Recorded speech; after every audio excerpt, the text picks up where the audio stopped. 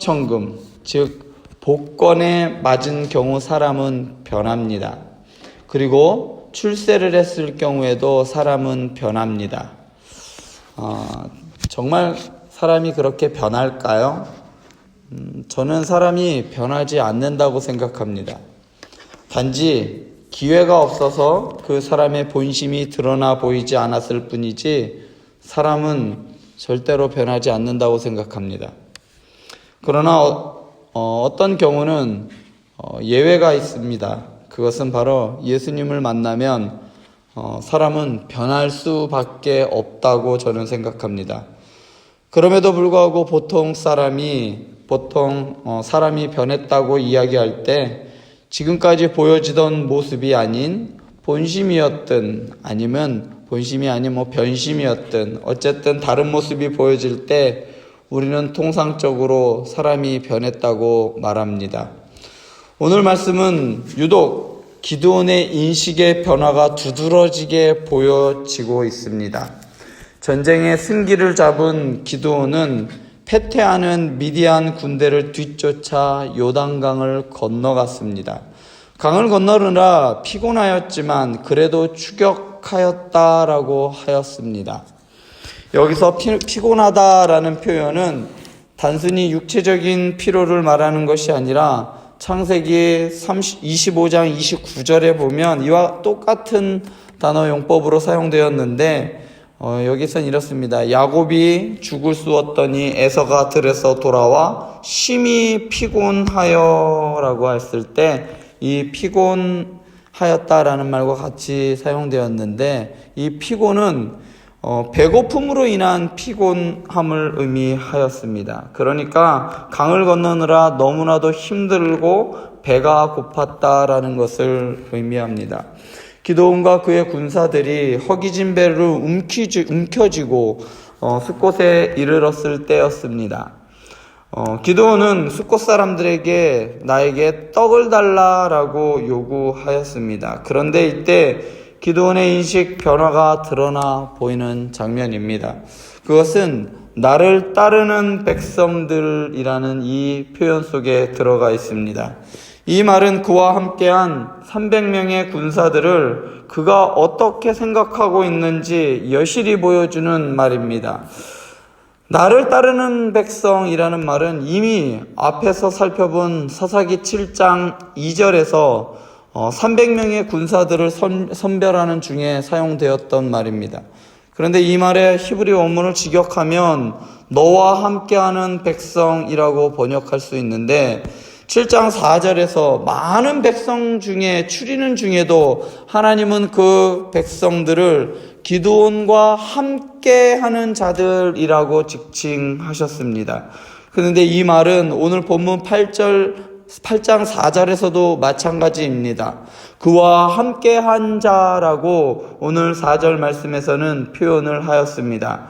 함께라는 말은 기드온과 함께한 300명의 군사들 사이에는 그냥 어떠한 위계질서, 위나 아래, 상하 구분이 없이 동등한 입장을 이야기합니다. 그러나 기드온이 숫곳 사람들에게 나를 따르는 백성이라고 말하였는데 이 문장을 원문의 의미에 살려서 직역하여 말씀드리면 이렇습니다. 내 발 아래에 있는 백성입니다. 구약 성경에서 종종 이러한 표현이 사용되어지는데 누구누구의 발 아래에 있다라는 이 표현은 동물이나 혹은 사람이 누군가의 지배 아래에 있는 것을 묘사할 때 이러한 표현이 사용됩니다. 신명기 11장 6장이나 아니면 열왕기하 3장 9절 등 성경의 곳곳에는 이러한 표현들이 사용되었습니다. 그러니까 이전까지 기드온은 자신과 함께한 300명의 군사들을 전쟁을 시작하기 전까지는 동역자로 생각하였지만 어느새 그들을 자신의 발 아래에 있는 부하들로 인식하기 시작하였습니다. 또한 숫곳 사람들에게 자신의 부하들과 강을 건너 배가 고프니 떡덩이를 달라고 요구한 이후에 기드온은 이렇게 말합니다. 나는 미디안의 왕들이 왕들인 세바와 살문나의 뒤를 추격하고 있노라. 기드온은 숫곳 사람들에게 자신이 지금 무엇을 하고 있는지 말하여 주고 있습니다. 이 장면을 쉽게 이해하기 위해서 한 가지 예를 들면, 어디까지나 예이니까 예로 드는 거니까 오해하지 마시고 들으시기 바랍니다. 요 앞에 농협 횡단보도에서 제가 온유와 함께 걸어가고 있는 박전도사님을 만난 거예요. 그런데 박전도사님이 다짜고짜 저한테 이렇게 말하는 거예요. 우리 온유가 1등에서요 장학금 받으러 가요 라고 이렇게 이야기하는 겁니다. 누가 물어봤나요? 그냥 가는 거겠죠? 그냥 만나는 사람마다, 알고 있는 사람마다 그걸 하나씩 다 얘기하는 거예요. 저 지금 장학금 받으러 가요. 우리 온유가 1등 했어요. 만나는 사람마다 이렇게 이야기를 합니다. 제가 모르고 있을까봐 알려주는 걸까요? 왜 이렇게 아는 사람마다 다 이러한 이야기를 하는 걸까요? 그냥 이 이야기는 알려주기 위함이 아니라 그냥 자랑하기 위함입니다. 본문의 기드온의 의도도 마찬가지라고 저는 생각합니다. 왜 강을 건넜는지 숫곳 사람들에게는 중요하지 않습니다. 그런데 기드온이 자기가 얼마나 대단한 사람인지 보여주기 위해 그렇게 한 것입니다. 온 이스라엘이 두려워 떠는 미디안의 왕들과의 전쟁에서 내가 지금 그들을 이겼고 내가 그들을 뒤쫓고 있다는 것을 사람들에게 알려주기 위함입니다. 미디안과의 전쟁을 앞두고 두려워서 떨면서 하나님께서 보여준 그 징조도 모자라 또 하나를 요구하고 다른 요구를 했던 그러한 기드온이 이제 미디안과의 전쟁의 승리가 눈앞에 보이자 이 모든 것을 자신의 공으로 돌리고 싶은 욕망이 그에게 생겨났고 그것이 자랑으로 드러나게 되었던 것입니다. 이렇게 기드온은 자기의 공을 드러내 자랑하며 떡을 요구하는 그러한 마음 속에는 자기 나름대로 칭찬이나 존경심을 받으려는 마음이 있었습니다. 그러나 칭찬은 고사하고 기드온의 제안을 숫곳 사람들은 단칼에 잘라버립니다. 거절합니다. 그러자 기드온은 화가 났습니다.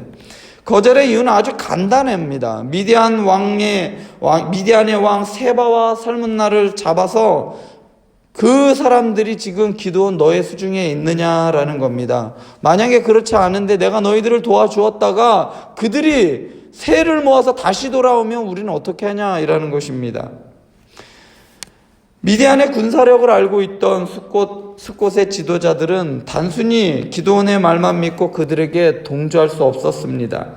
비록 같은 동족이라 할지라도 숫곳 사람들은 미디안의 보복을 두려워할 수밖에 없었습니다. 왜냐하면 너무나 잦은 침략을 당했기 때문이죠. 이러한 숫곳 지도자들의 반응에 기드온은 에브라임 지파 때와는 전혀 다른 세바와 살문나를 잡은 후에 들가시와 찔라로 너희 살을 찢으리라 라고 말합니다.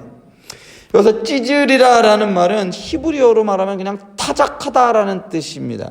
여러분 타작할 때 어떠한 도구를 사용하였냐면 바퀴가 달린 마차를 사용하였는데 그런데 여기에 쇠조각이나 돌조각들이 달려 있어서 이것을 돌리는 거예요. 그래서 알곡들을 떨어버릴 때 사용되었습니다. 그러니까 기드온이 너희 살을 찢으리라 라는 말은 들가시와 찔레로 너희의 살을 아주 박살내겠다라는 아주 잔인한 표현인 것이죠.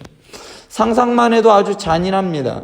뿐만 아니라 숫곳에서 브누엘로 올라가서 또한 떡을 구하지만 브누엘 사람들도 역시 숫곳 사람들과 똑같은 대답을 합니다. 그러자 기드온은 브누엘 사람들에게 내가 돌아올 때에 이 망대를 헐리라 라고 말합니다. 어떻게 보면 자신의 300명의 군사들의 허기를 채워주기 위해 식량을 찾는 어떻게 보면 참 좋은 지도자의 모습으로 보일 수도 있습니다. 그러나 그것은 그들을 위한 것이라기보다는 자신이 세바와 살문나를 잡기 위한 준비라고 보는 것이 더 타당해 보입니다. 어제 살펴본 에브라임 지파를 대할 때의 기드온의 모습과 숫꽃과 분우엘의 사람들을 대하는 기드온의 모습은 전혀 다른 사람을 보는 듯합니다. 왜 그럴까요? 어제도 말씀드렸듯이 에브라임 지파는 이스라엘에서 가장 크고 힘이 센 지파였습니다. 기드온이 두려워하였던 것은 에브라임 지파의 힘이었습니다. 그래서 그들의 비율을 맞추고 달래줄 필요가 있었지만 숫꽃과 분우엘 사람들은 아주 힘약한 사람들이었기 때문에 기드온은 비율을 맞출 필요가 없었던 것이죠. 기드온에게 있어서 숫꽃과 분우엘 사람들은 얼마든지 짓밟고 무시해도 되는 사람들이었습니다. 그러나 여러분 아십니까? 숫꽃과 분우엘 사람들 또한 이스라엘 사람들이었습니다. 지금까지 살펴본 어떠한 사사도 이스라엘 자기 민족을 적으로 두지 않았습니다. 그런데 기드온은 동족을 적으로 두고 실제로 세바와 살문나를 잡은 후에 돌아오는 길에 자신의 말처럼 숫꽃과 분우엘 사람들을 아주 처참하게 아주 만행을 저지르고 맙니다. 왜 기드온의 인식에 변화가 생겼을까요? 그것은 먼저 하나님에 대한 지식의 결여 때문입니다. 하나님은 지속적으로 내가 너희 손에 넘겨주었다. 내가 네 손에 넘겨주었다라고 말씀하셨습니다. 그러나 기드온은 7장 17절에 보면 자기 중심적으로 해석하기 바빴습니다. 너희는 나만 보고 내가 행하는 대로 하되 내가 그 진영에 이르러 내가 하는 대로 너희도 그리하라. 수없이 그의 생각 가운데서는 이 모든 것이 내가 하고 있는 것으로 여겨졌던 것입니다. 하나님께서 주신 지혜와 방법으로 전쟁을 시작하면서 기드온은 마치 자신에게서 이러한 전략이 나타난 것처럼 자신을 따르는 사람들에게 이야기하였습니다. 기드온의 이야기를 자세히 살펴보면 기드온이 하나님과 사람 사이에 양다리를 걸치고 있는 듯한 느낌을 지울 수가 없습니다. 기드온이 하나님에 대하여 지닌 신지식은 가나안 사람들이 우상에 대하여 지녔던 신지식과 전혀 다를 게 없었습니다. 가나안 사람들에게 신이란 단지 자신들의 유익을 위해 이용하는 존재 그 이상도 이하도 아니었기 때문입니다. 더욱이 이스라엘과 하나님의 관계처럼 언약적 관계도 아니었고 그냥 이용하는 관계였습니다. 이러한 신에 대한 이해가 기드온이 하나님을 대할 때 종종 드러납니다. 그렇기 때문에 기드온에게 전쟁에서의 승리는 내가 얻어낸 거지 결코 하나님이 주신 것이 아닙니다. 아무리 하나님이 기드온에게 내가 너의 손에 넘겼다라고 말씀하셔도 기드온은 실상 실감나지 않을 겁니다. 이해가 되지 않았습니다. 전쟁 이후에 기드온의 행동들을 볼 때 기드온이 하나님을 경외한다거나 하나님께 영광 돌리기는커녕 전쟁의 공을 자기에게 돌리고 심지어 오늘 말씀에서와 같이 사사로운 복수를 하기 위해 그 힘을 사용하는 것을 우리는 볼 수 있습니다. 이렇듯 하나님에 대한 제대로 된 지식이 없는 기드온은 전쟁의 영광을 자신에게로 돌리고 전쟁에서 내가 이기고 있어 이것을 보여주기 위해 자기를 드러내는 그러한 행위도 마다하지 않았습니다. 그 결과 기드온은 하나님께 부름받아 이스라엘을 위한 사사로 세워졌음에도 불구하고 하나님께 영광을 돌리지도 못하고 심지어 자신과 한 핏줄인 동족을 적으로 돌리고 말았습니다. 무엇이 기드온을 이렇게 변하게 만들었을까요? 권력에 대한 욕구일까요? 자기 자신의 자랑 때문일까요? 하나하나가 이유가 될 수 있겠지만 이 모든 것을 아우르는 하나의 원인은 바로 은혜를 상실했기 때문입니다. 하나님께 은혜를 받은 사람은 나의 부족함이 보입니다. 하나님께 은혜를 입은 사람은 나에게 은혜를 베풀어 주신 하나님께 대하여 감사할 수밖에 없습니다. 그러나 은혜를 상실했을 때 나의 자랑이 보이고 복수가 보이는 것입니다. 기드온은 하나님의 은혜를 알지 못했습니다. 기드온은 전쟁의 승리 앞에 하나님은 온데간데 없고 오직 나만 보이게 되었습니다. 우리도 그렇지 않나요?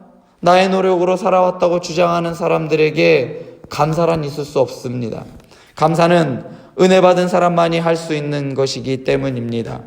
기드온처럼 내 삶의 왕이 되어 약한 자를 짓밟고 강한 자에게는 비굴한 삶을 살아가시겠습니까? 아니면 드보라와 같이 하나님께 감사하며 영광 돌리며 살아가시겠습니까?